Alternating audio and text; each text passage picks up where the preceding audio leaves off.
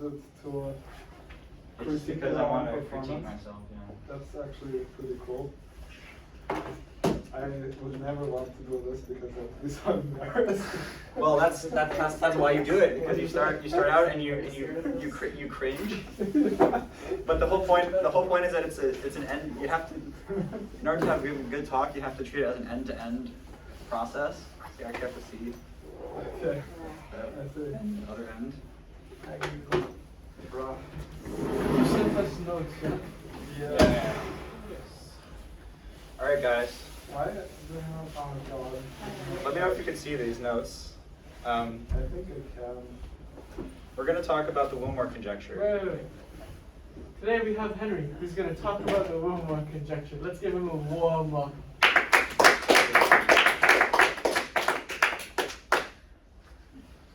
So for the next 4 weeks, we're going to talk about the Wilmore conjecture, which uses Alm-Grant-Pitt's min-max theory for its proof.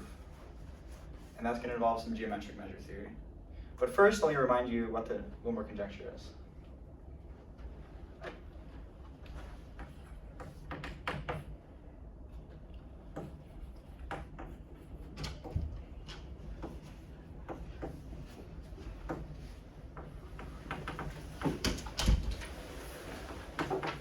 Consider immersed torus in R3.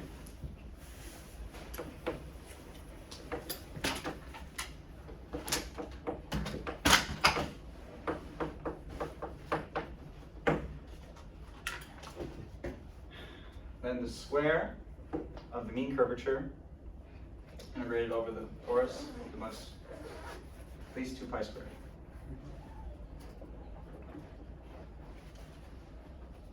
I'm not going to spend so much time motivating this. This expression is invariant with respect to conformal isomorphisms of R3. And actually we can recharacterize it as a question about surfaces in the sphere S3. Because if we stereographically project R3 onto S3 and take the corresponding torus through the stereographic projection, then this quantity becomes and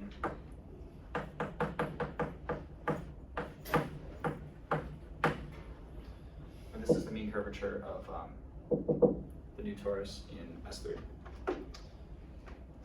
And we still want to see that this is greater than 2 pi squared. This quantity I call Wilmore energy of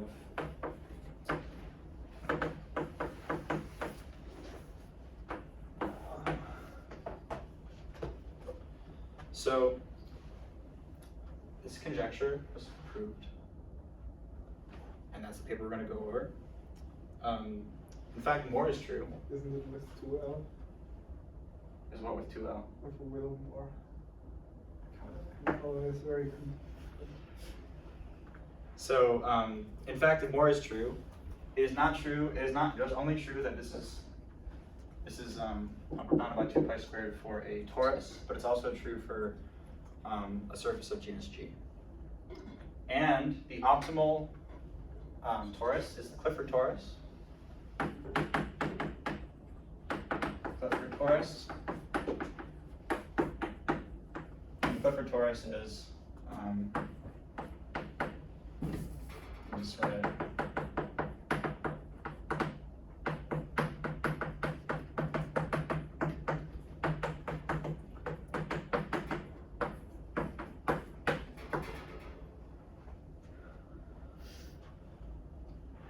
So it's just the product of 2 circles.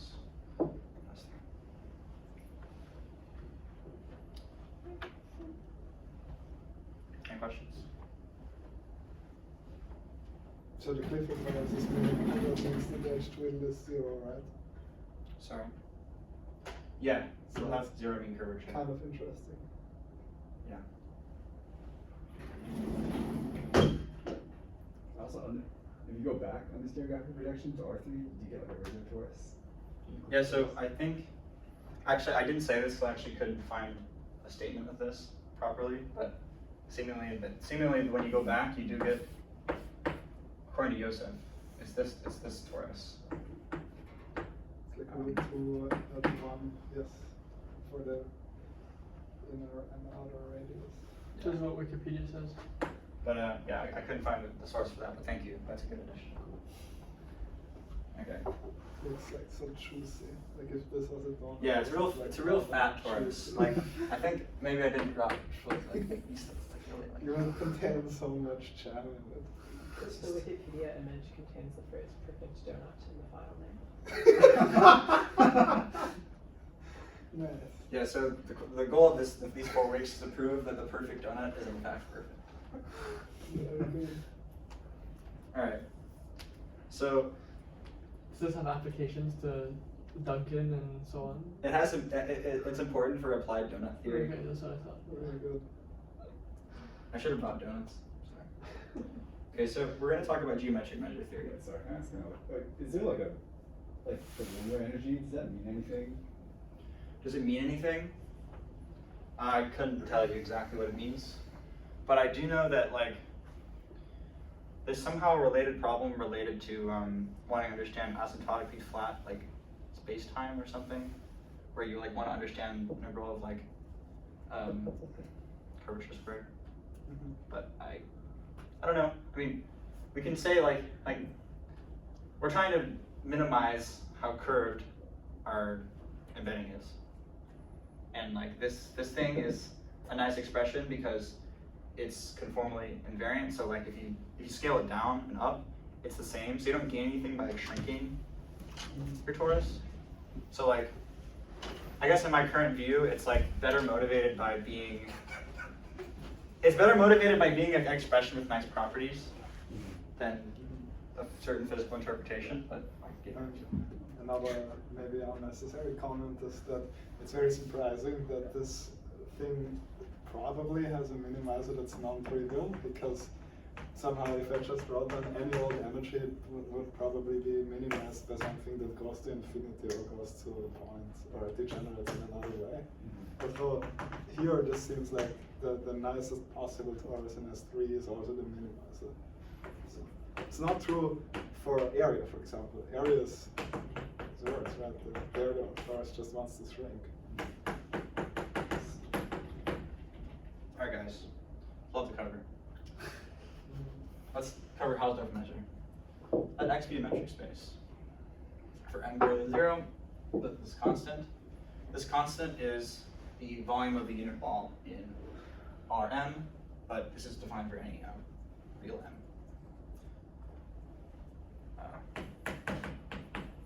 For a set, our metric space. This is our approximation to Hausdorff measure.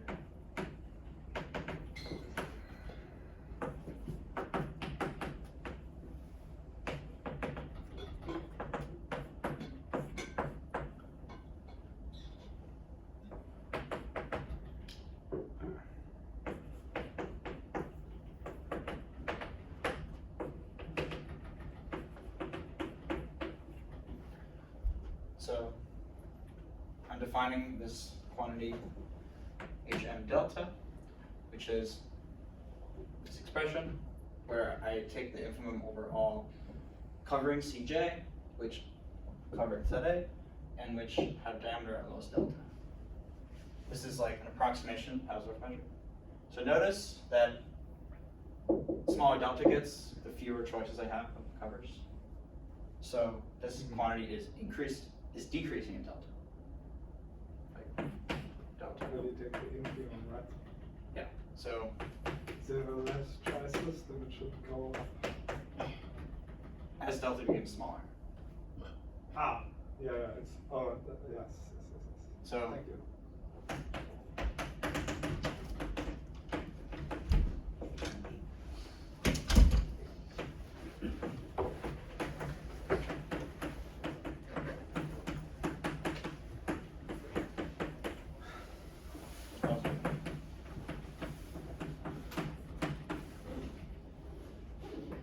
that's the definition of Hausdorff measure, which works on any metric space. But we really want to consider Riemannian manifolds, in which case it has a very nice interpretation. So first, I'll mention that Hausdorff measure is a nice measure. So it in fact is an outer measure. all Borel sets are measurable, and then we have some regularity properties. What's an outer measure? Outer measure is a measure which is sub-additive instead of necessarily being additive. I see. But you can safely ignore that. I will. That's not very important. Alright, so Can one easily make it into a measure like this, that you probably have a construction for this? Where you say like a set is measurable if there is this minus. yeah, so that's exactly, so when you have an outer measure, Yeah. an outer measure is satisfies properties of measure, but it has sub-additivity instead of additivity. Then you define a measurable set as a set which you take any two partition into your space of two things, and you ask that a measurable condition holds, The sum. and the sum. It's the sum. Yeah, yes, and then you say that those sets are measurable, and then that gives you, from an outer measure, that gives you measurable sets. And then the sets that are measurable include the Borel sets. So just think, okay, but So I'm gonna tell you a theorem, and this is bigger gonna. sigma algebra. Sorry. It's some bigger sigma algebra. It may be a bigger sigma Okay. algebra, but we're not gonna worry about that. Just think it's a Borel measure. But this is the thing we care about. Let's let X be a Riemannian manifold. Let Y, let X be a Riemannian n manifold, and Y be a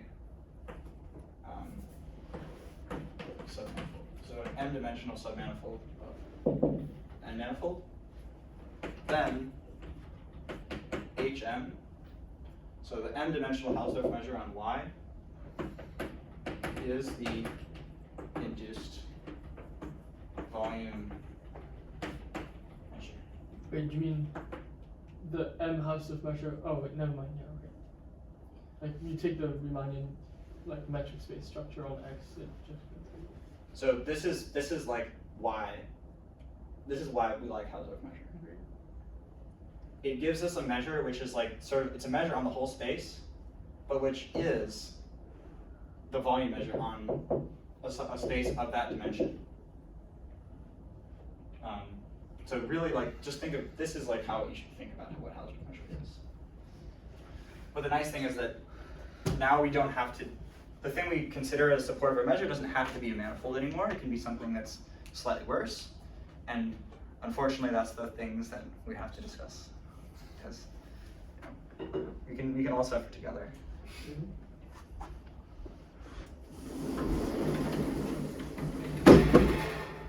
Okay. All right. Countably rectifiable n rectifiable sets. Okay.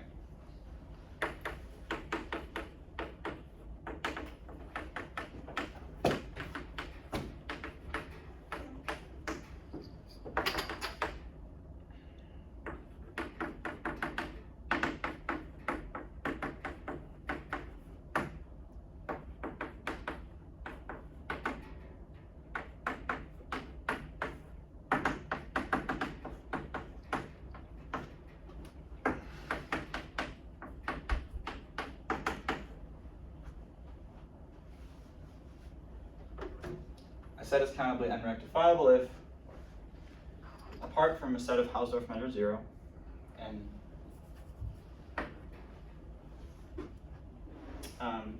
it's contained in Lipschitz images of Rn. So let's let. So what does a run rectifiable set look like in the plane? Well, I mean, I just consider a bunch of images of lines.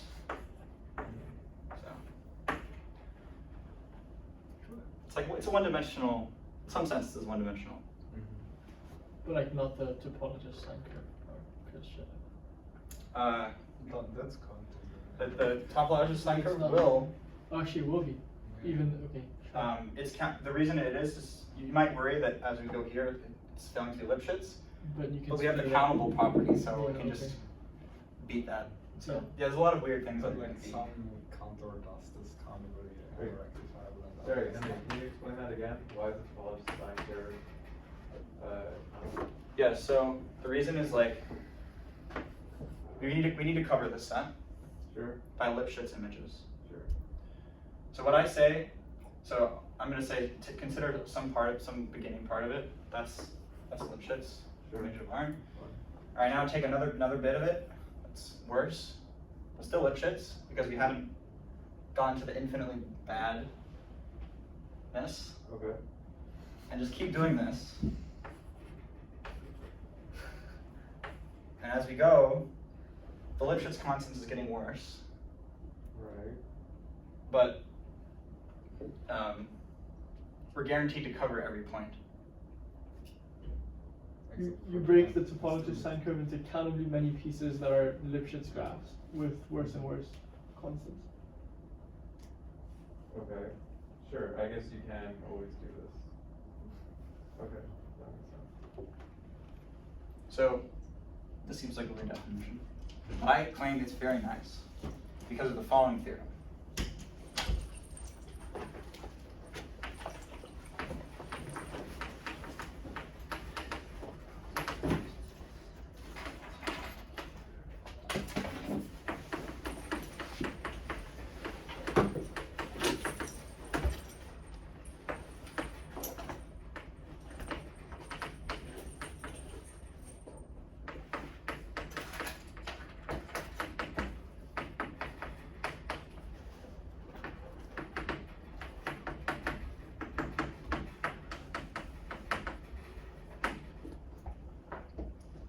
So what I'm saying, I haven't written the whole statement yet. If m is countably unrectifiable, then for Hausdorff measure n almost every small x, we have this object called Txm, which is a subspace, and this is very suggestive. It looks like a tangent space because such that a measure theoretic tangent space property holds, which is that if you take our point, start scaling up, center this point, and start scaling up everything. What's gonna happen? It's gonna be like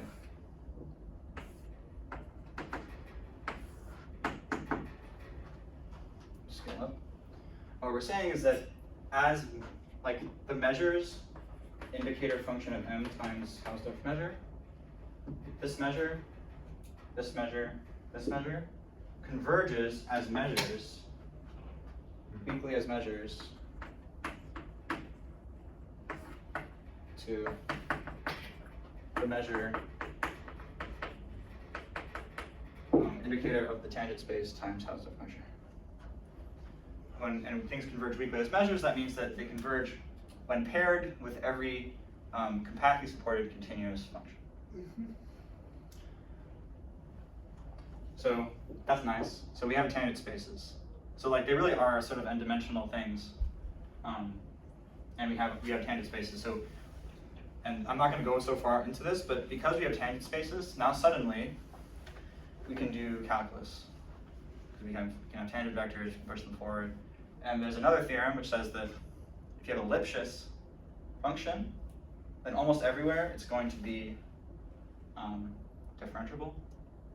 So what you do is you, instead of considering manifolds with differential maps between them, you consider these boys with Lipschitz maps between them. And because of this, you have tangent spaces Hn everywhere. And then you have, by this theorem called, which I forgot, but by Lipschitz, by its Lipschitz functions are differential everywhere, Rademacher's theorem. So suddenly, it's like measure theoretically do differential geometry because now we can suddenly take push forwards and we can integrate everything because like stuff's all measurable. So Are the Lipschitz maps defined on the surrounding Rn or just on the counter? Equivalent. It's equivalent. Okay, so you can always extend. Yes. Interesting. This question also kind of doesn't matter. Is this an if and only if? Like if you have a set where for almost every HN you have a rescaling and you can define a tangent space, then it's unrectifiable. Probably, but I think the proof is just like, my best answer is like, take these tangent spaces and use them to try to construct, Graphs or probably. construct this. Yeah, okay. This? Like there is a theorem that goes like this. That's actually probably the right idea. But, I don't get how it exactly works. Yeah, I don't know. I'd say probably. Yes? Is the closure of the topology sine curve, is that countably rectifiable? Yeah. If you add one more for the. I take as definition of a topology sine curve, the guy with the line. Okay, sorry, so then my follow-up is, if you choose something in the vertical section of like -1 to 1, what's What's the tangent space? yeah, I mean, I guess it's just that. It's the but- vertical line. But if you do this blow up argument, isn't it converging with like huge multiplicity, or am I being stupid? Like, does that make sense? Like, if you try That's to a zoom good in- question. That's a really good question. I think everything away from it will converge weakly to 0. Right, but I'm saying on the line, you get like infinitely many layers converging onto it. So I'm just confused about this, like, Yeah, I'll have to get back to you on that one. That's actually very instructive. Good point. Depends on how fast you're blowing up comparing to the convergence, right? Doesn't it? oh, so Because you're you have saying, to take a sequence of numbers to blow up the other point. oh, shit, okay. Yeah, I have a lot to go over, but maybe we'll come back to this and we'll think about it. Sure. But thank you. That's like really a really good example. It shows that If you I don't just actually understand. take a this very line well. with two multiplicity 2, that's also countably one rectifiable. Yeah. And here the measure definitely has multiplicity 2, right? So that just can happen. The multiplicity can be something higher than 1. Yeah. But infinite multiplicity. Infinite is bad, I guess. Okay, yeah, let's save this for later. I don't want to derail you more than you already have. No, but like that's really good. That's a good question.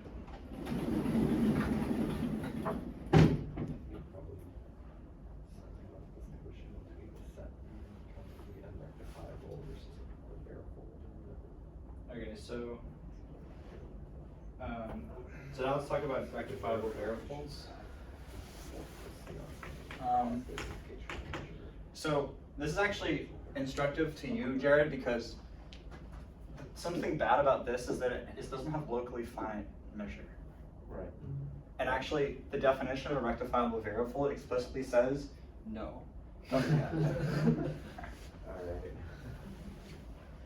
So that's actually an example of a countably rectifiable set which cannot hold a rectifiable variable. Okay. An integral rectifiable. If you let the density go to 0 quickly, it would be fine. But I'm not going to ignore that comment. Definition.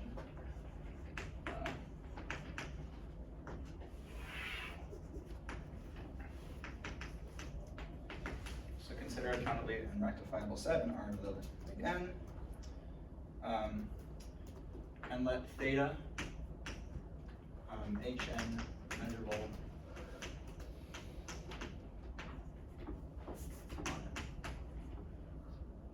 this is our density function such that for all k compact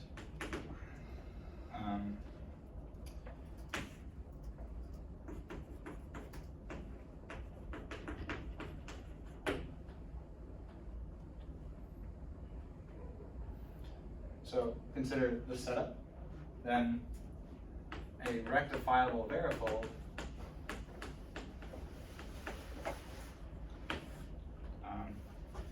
is the pair theta modulo Hn measure 0 modification. So what I'm thinking about is I started with a countably unrectifiable set. and then I put this density on it, which requires this local finiteness, which if you took the topology sine curve and let theta equals 1, this is not true.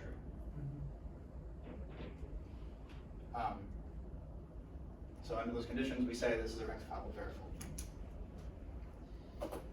H measures zero modification to theta, right? You can't. Or M. Or M. Or I guess. Because M is a, remember the definition of a rectifiable set, you could modify by measure 0. Ah, yeah, I see. Okay. So we're always up to HN measure 0. Okay. So we can sort of equivalently think of this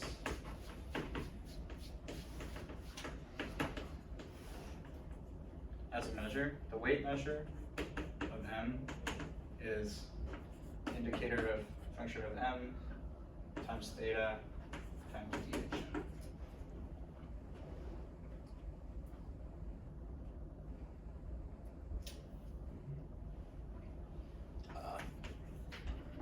The weight, like the mass of rectifiable varifold, which I'm going to call V, is just the integral over M total integral of this density.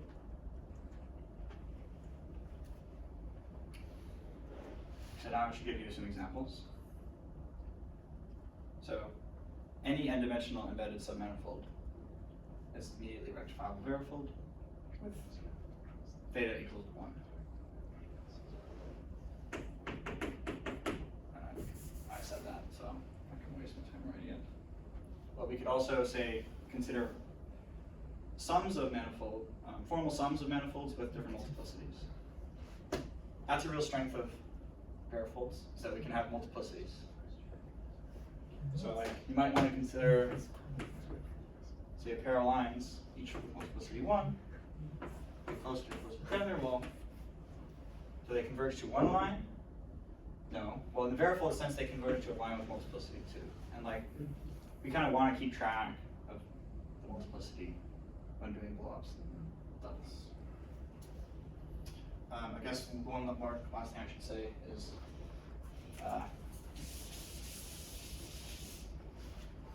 topology on rectifiable varifolds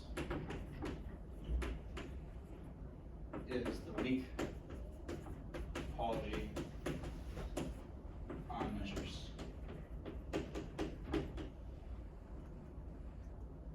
So what that means is that a rectifiable sequence of rectifiable variables will converge if, when integrated against any function with continuous function with compact support, those intervals converge. Topology on the space of all possible rectifiable. Yeah, okay.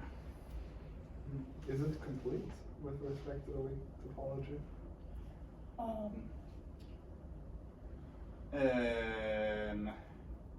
It's That's a probably good not for this question. reason. And then You can be, I mean, you can show that measures are like pretty nicely the complete weak via topology. Banach-Algo like theorem. But the question is like, will the limit still sort of be n-dimensional? So like one thing you might want to consider is like I don't know how to describe it, like yeah, they countably many like lines. 1, 1, 1, 1, 1 half, 1 half. Well. And then suddenly now we sort of converge into something that is like two-dimensional thing. Yeah. Does that make sense?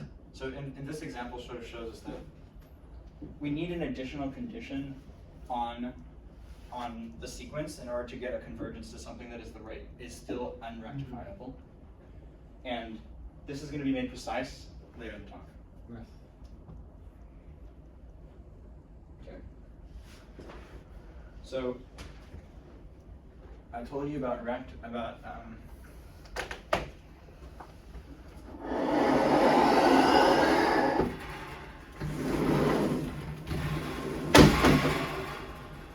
I told you about rectifiable varifolds, and rectifiable varifolds are like measures. or they are measures, but they're n-dimensional measures. They're the measures that we like to associate to submanifolds. But what's something about submanifolds which we're not using? It's that they can be oriented. So now I'm going to talk about the second sort of theory, which is occurrence, which is the oriented analog of varifolds. And then we'll sort of see that they're kind of the same, but currents offer you some strengths in other directions. And they're actually, it's a really nice definition, which I think you'll be all very satisfied by.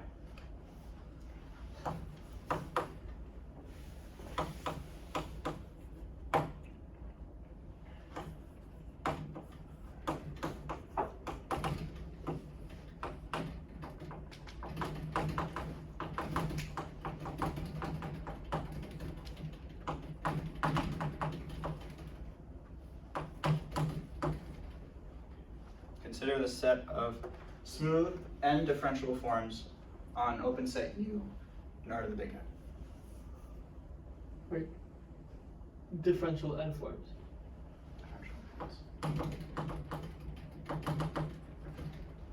I'm being pedantic, like not n differentiable one forms, like something. No, Like, Yeah.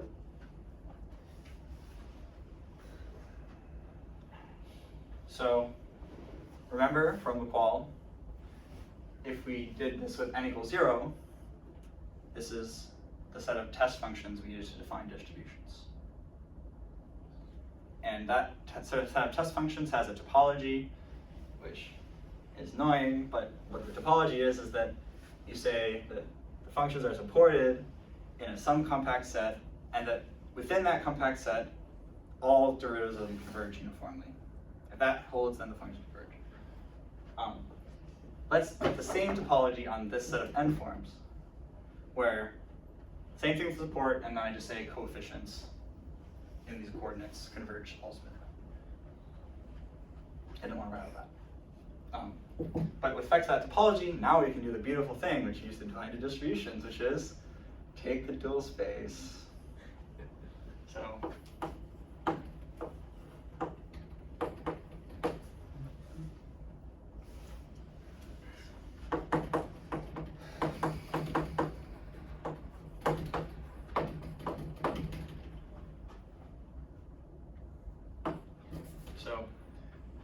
D sub n of U, do the dual space, and I call this the space of n currents.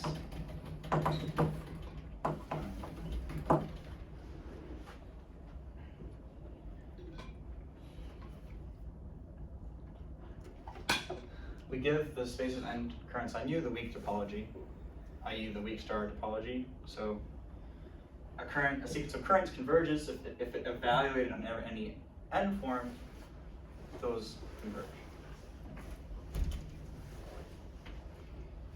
Okay, so let's give some examples.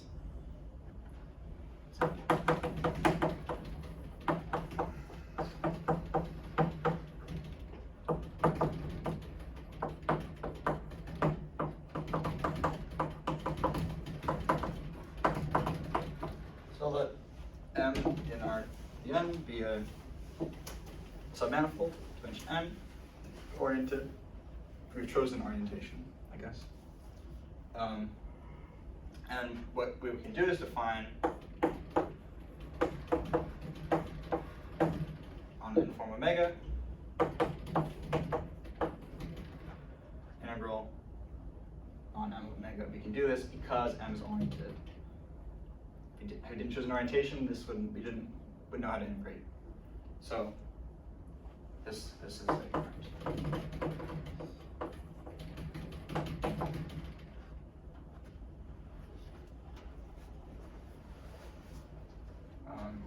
and then I sort of mentioned this. A zero current is a distribution. Take n equals 0. N forms are, 0 forms are functions, and we're saying the same topology. So 0 current is familiar definition of distribution.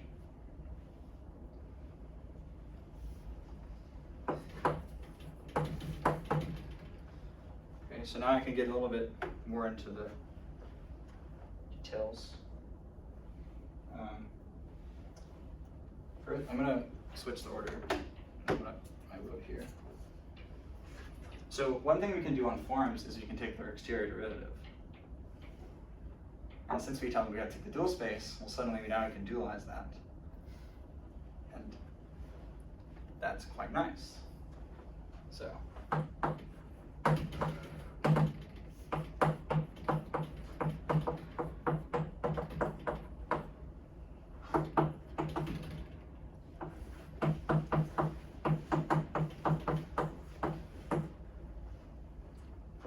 Consider, so this is the differential or boundary operator on currents, which operates dually to the Durand differential. So notice it's decreasing that. And you might say, oh, that kind of looks like boundary of a manifold. Well, in fact, it's the same by Stokes' theorem. So what does Stokes say? Integral, let me be more precise, sorry.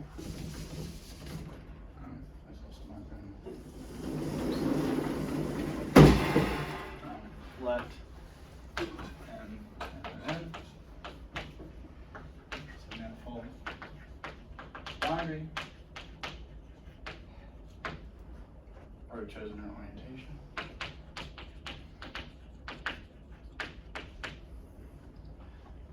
Stokes theorem.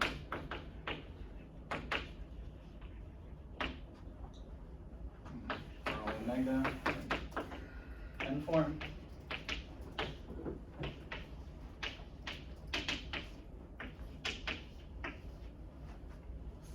But if I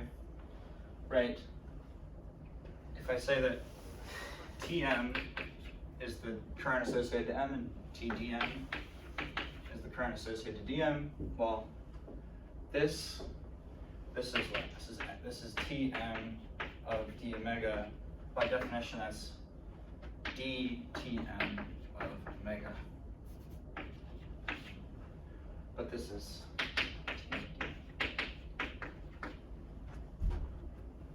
so I've just shown you that this notion of boundary is the boundary on submanifolds, but also it can do anything. And then you might ask, oh well, now this is like the dual thing to Durand differential. So, well, now we can do Durand homology, and in fact, you do get like the same homology, roughly speaking. So you said like zero variables are distributions. So, or sorry, zero currents. So if you consider like the delta mass, what is its boundary just like Heaviside or like delta prime? Like, can you give me an example? Its boundary is 0.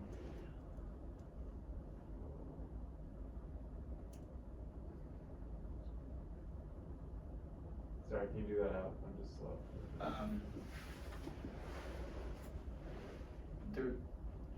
Just I guess by definition, so delta is in the 0 view. And so it operates on a function. Oh, sure. The amount to be at -1. Sure. Okay. So you can't. It's a little technical point. You can't write f as d of anything because it's 0 form.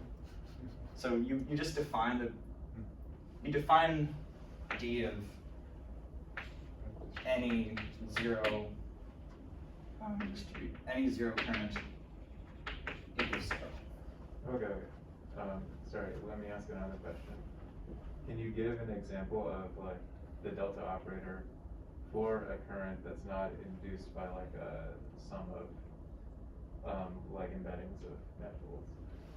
Like, does that make sense?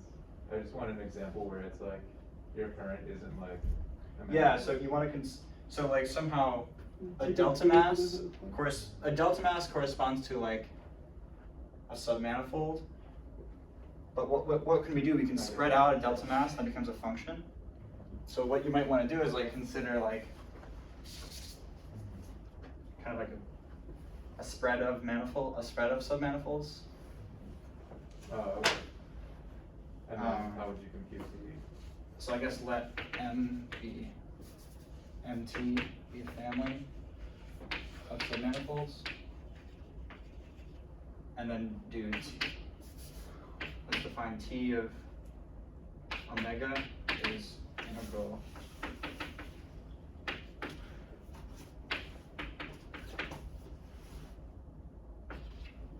Sure. And then if you compute the boundary operator, what is good? I assume that we can commute this with the integral here, and then what I assume is that dt would be. Okay. Apply it to D here, and then let's You agree with the boundary? not think too hard and switch orders of stuff. So I would assume it's just dn. It's integral over t, integral over t and t. Omega or omega prime, because this is a different dimension. That wasn't very clear. I'm sorry. Tell me if you want me to write that again. Okay, sure. Thank you. Do you have coordinates for currents the same as for forms? Like, can I write every current as a No. combination with distributional coefficients of some Oh, okay. So there's a basis theory. vector? There's a yes, yes, of course, yeah, yes, very good. Not it's. So like I choose the dual basis to the basis that I have for my test functions. Yeah. So like I guess like just consider like the basis dx1 dxn or like dxi Yes. for I is an index of size n. And then t of some ai dxi is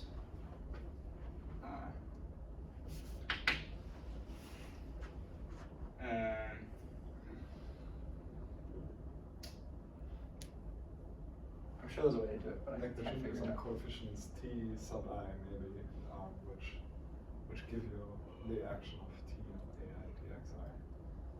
Yeah, I very much agree with that, but I can't figure out how to write that at the moment, and we're running out of time, and I really No, want to no. tell you about compactness theorem. Yeah, So sorry. let me do that, pretty please.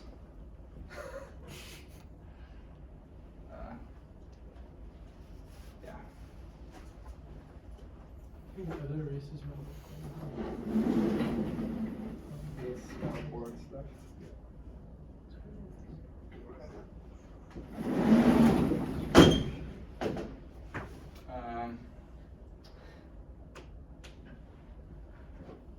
This is challenging.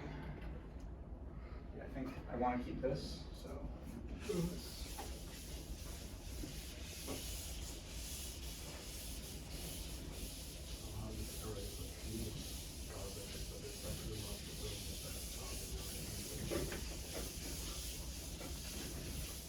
Alright, so currents are this kind of general thing which is going to give you a lot of power, but like it's kind of hard to say what a current is.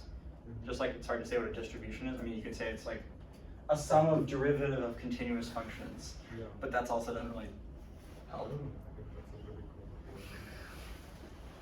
cool. Yeah, but okay, we're doing geometric measure theory, so we want there to be geometry. So, okay, first I have to define, maybe I'll skip something. In the notes there's like some definition of the mass of a current. That actually ended up being important, but I really want to tell you about integral currents, which are also important. So, this is a current which is like a varifold. It has a geometry. It's like a manifold. These currents can be anything.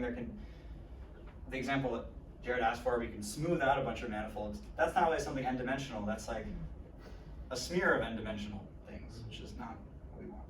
So, definition. An integral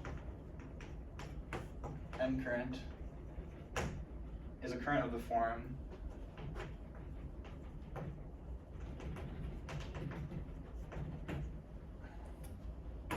d omega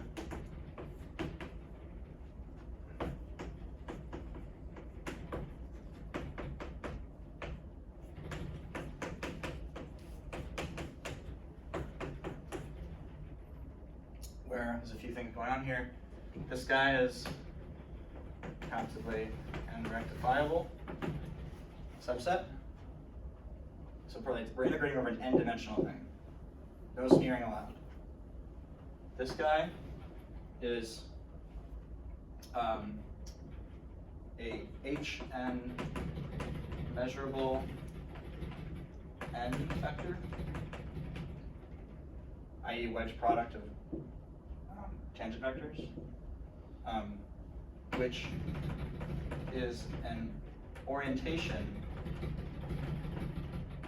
for the approximate tangent space of M at Hn.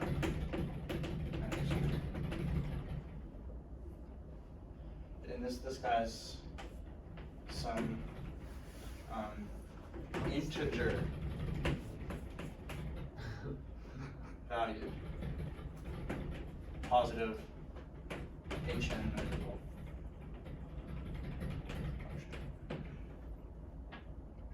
So what we're saying is like this is a type of current which has this form, which is we integrate over an n-rectifiable set. We pair our form with a measurable n vector. Is this normalized in some way? Xi? Because otherwise... Yeah, unit. Okay. It's a unit. It's a unit n form, which is an orientation for the tangent space. So the pairing is just an evaluation at the point? Yes. Yeah, you could just write it that way. It's the natural pairing between n vectors and n forms. So compare this to the definition of a rectifiable varifold. At the same theta. But the thing we have now is orientation. So this is really the sense of when I say this is a rectifiable varifold with an orientation. But also, this is an integer, which is important because that also says that like it's not a smear of manifolds of very low weight. Everything is an integer mass. Sure density. Okay, so remark, as I just said, any integral current gives a rectifiable varifold by forgetting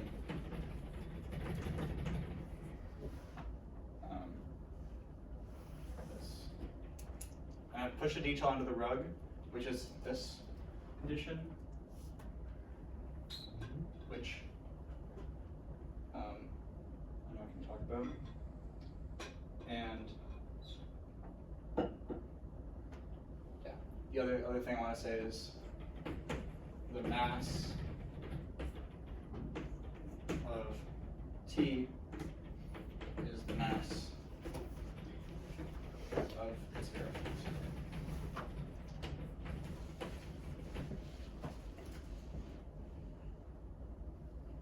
Okay, so now now that I've introduced that, which is like the kind of currents that we like, because they're geometric, I can tell you the thing that we were missing before, which is a compactness theorem. So we previously noted that the set of rectifiable varifolds,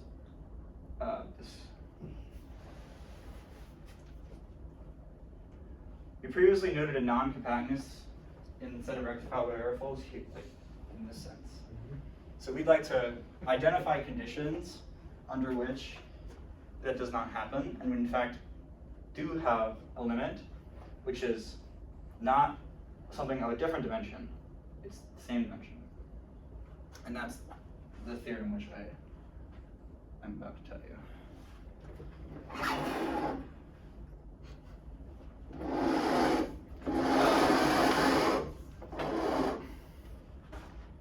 I don't know if I have any more boards. I have this one. I have this one. Alright, cool.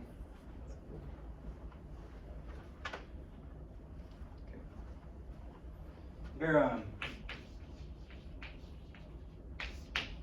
you might be asking, why the hell did we do all of this? This theorem.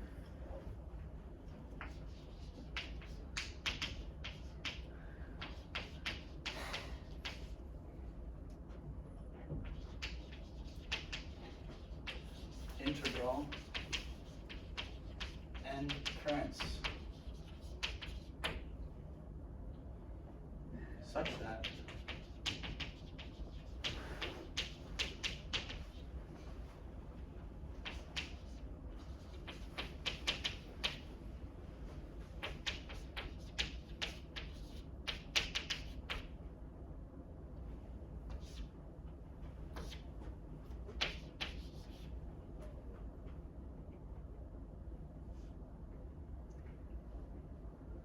you actually should yell at me because I didn't define. So in fact, the mass is defined for any current. I only defined a mass for an integral current. And I thought I was going to skip it, but actually I think I have enough time to define it. I think I should.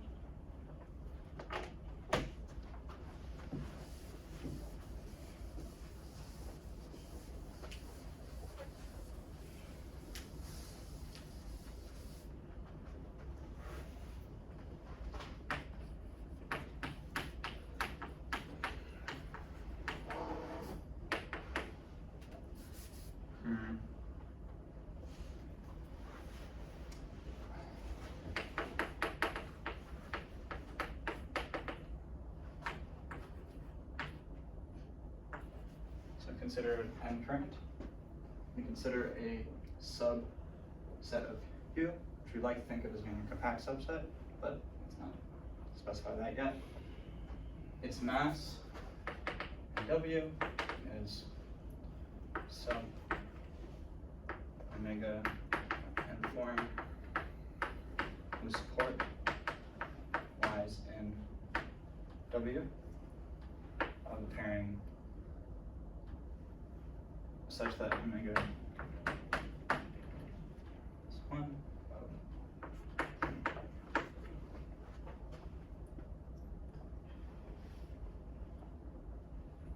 So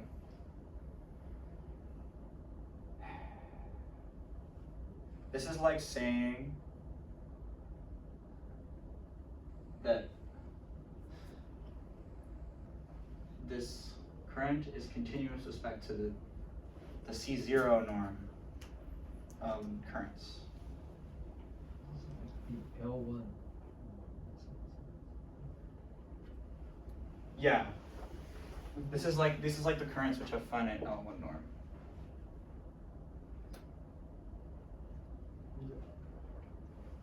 Like the mass would just be the normal, like n positive measure if this was a manifold, right? Like in the Yes. sense that So I previously that you defined can the mass do. of an integral current, and that mass agrees with this mass. Nice. But this mass is defined for any current. Yeah.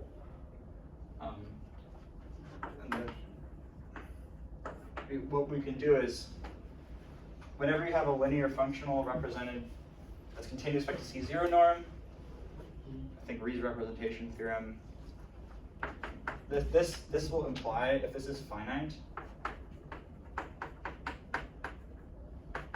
like T will imply that T is represented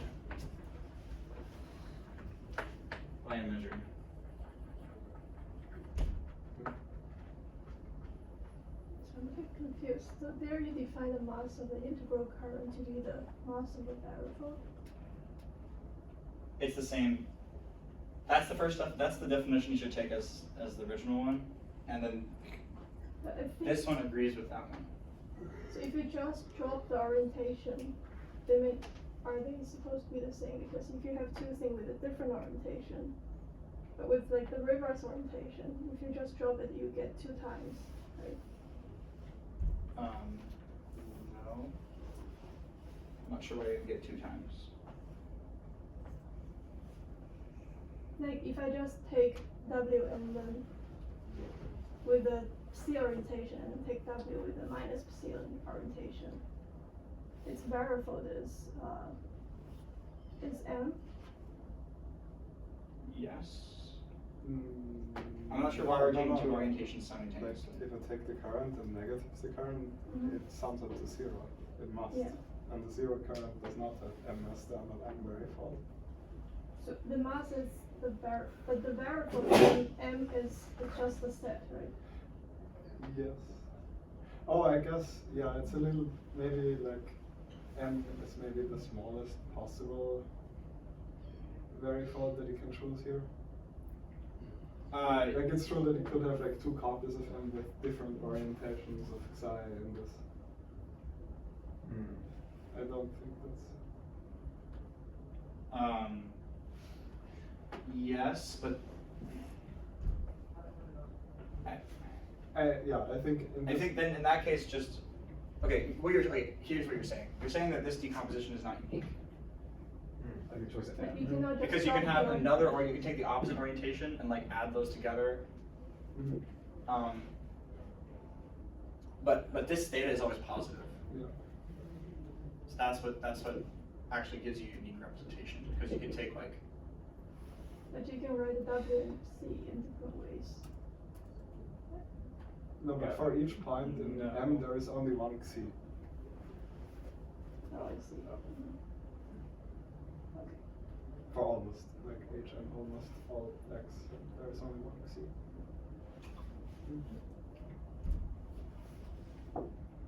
we're running out of time. So let me just say this. Let me just say this theorem, and then we could be done. So assume that we have a sequence of integral M currents whose mass is uniformly bounded and its mass of its boundaries are uniformly bounded. This is very important. Then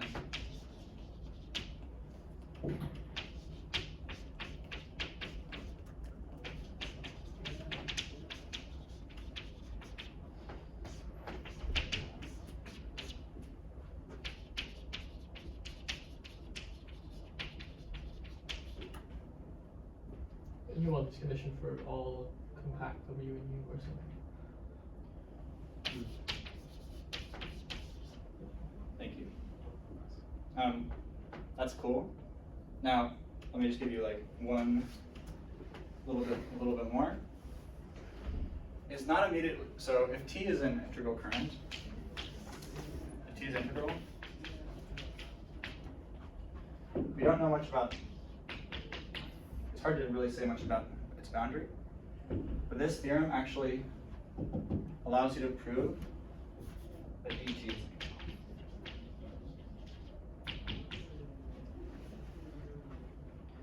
And the way you prove it,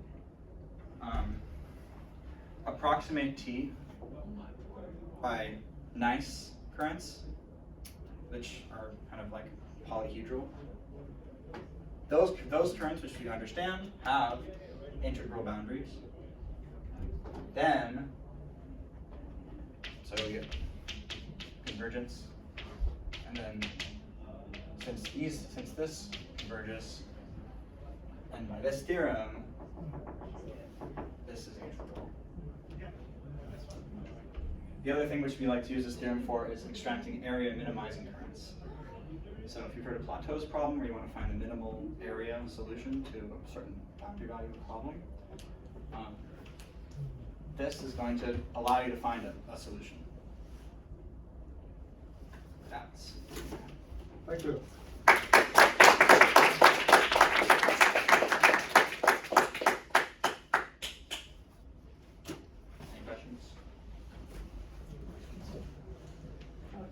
A comment. I think I figured out what was going on with the topology sign curve. I looked at Simon's book, and there's a hypothesis that the space M you're looking at needs to be locally finite with respect to that, or locally finite with respect to the house structure. Thank you. So the balance of a vertical strip, that's not locally finite. Yeah, so just put it the as vertical well. strip doesn't work. Okay.